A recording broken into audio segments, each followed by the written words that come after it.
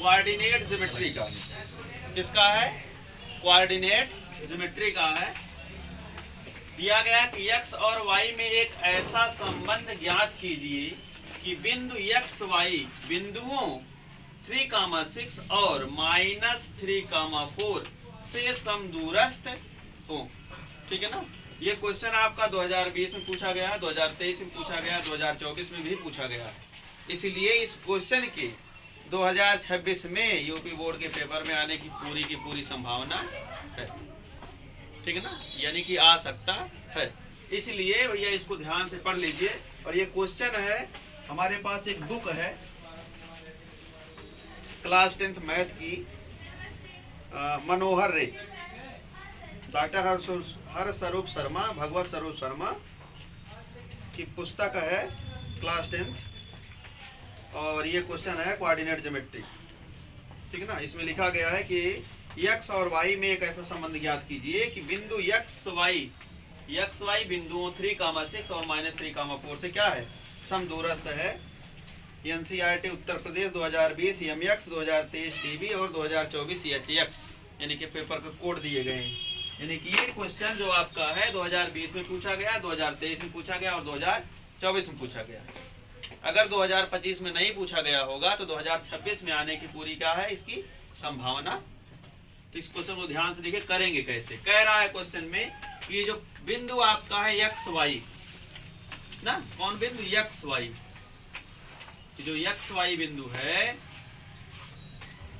इस बिंदु से 3,6 इस बिंदु की और -3,4 इस बिंदु की दूरी क्या है? बराबर है। यानी कि ये दोनों बिंदु जो हैं इस बिंदु से समदूरस्थ हैं। अगर इस बिंदु का नाम रख लें हम P और इसको रख लें A और इसको रख लें B, तो P से A की जो डिस्टेंस है वही P से B की डिस्टेंस है। इसका मतलब क्या है कि PA और PB आपस में बराबर हैं। ठीक है ना। x y बिंदु जो है वो 3,6 यानी बिंदु A से और -3,4 यानी कि बिंदु B से क्या है? समदूरस्थ, बराबर दूरी पर है। इसका मतलब क्या है कि जो P से A की डिस्टेंस है, दूरी है, वही P से B की दूरी, यानी कि दोनों दूरी आपस में क्या है? बराबर है। तो यहाँ हम लोग फार्मूला कौन सा लगाएंगे? दूरी का सूत्र लगाएंगे, डिस्टेंस फार्मूला लगाएंगे। कौन सा फार्मूला लगाएंगे? डिस्टेंस फार्मूला लगाएंगे। अब डिस्टेंस फार्मूला क्या होता है भैया?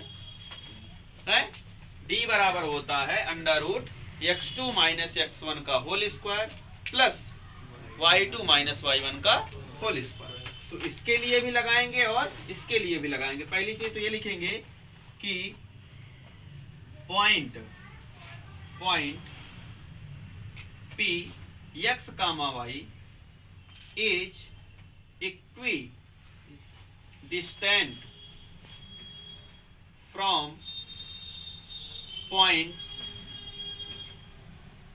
A 3,6 and B -3,4। Therefore PA is equal to किसके हो जाएगा? P PA का मतलब क्या है कि P से A की दूरी, और PB का मतलब क्या है? P से B की दूरी। तो यहाँ दूरी का सूत्र लगाएंगे तो क्या हो जाएगा? ये √x2 - x1 का whole square plus y2 - y1 का whole square is equal to, वही चीज यहाँ लिखेंगे, x2 - x1 का होल स्क्वायर। अगर कंफ्यूजन हो तो यहाँ पर आप कैपिटल X1 और कैपिटल X2 रख लीजिए। कैपिटल X2 - कैपिटल X1 का whole square plus capital Y2 - capital Y1 का होल स्क्वायर। ठीक है ना। दोनों तरफ रूट है, इसलिए रूट से रूट क्या होगा? कैंसिल हो जाएगा। तो अगर रूट से रूट कैंसिल होगा तो हम रूट हटा दे रहे हैं।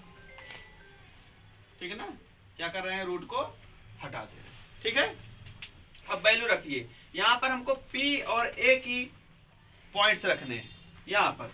तो इसको अगर हम लोग मान लें क्या, x2 और y2, इसको मान ले x1 और y1, इसको भी मान ले x1 और y1। इसको कर लेते हैं कैपिटल X1 और कैपिटल Y। ठीक है ना।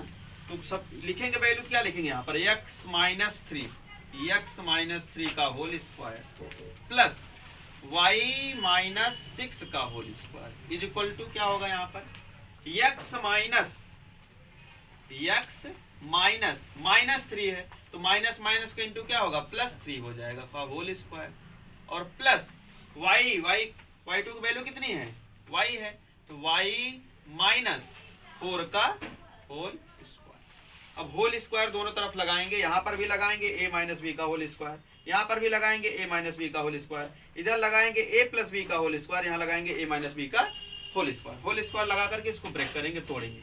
जब होल स्क्वायर लगाएंगे क्या हो जाएगा a square plus b square 3 का स्क्वायर माइनस 2ab तो 2 3 जा 6x प्लस यहाँ पर y स्क्वायर प्लस 6 का स्क्वायर और minus 12y is equal to यहाँ पर a प्लस बी का whole square x square plus 3 का स्क्वायर प्लस 2ab यानी 2 3 जा 6x और फिर प्लस a माइनस बी का whole square y square plus 4 का स्क्वायर माइनस 8। अब देखिए इधर x स्क्वायर कैंसिल हुआ, y स्क्वायर से कैंसिल हुआ, 3 का स्क्वायर है 3 के स्क्वायर से कैंसिल होगा, और कुछ कैंसिल होगा नहीं, और कुछ कैंसिल होने वाला नहीं है। तो जो बचा है इस साइड पहले लिखेंगे, क्या बचा है माइनस 6x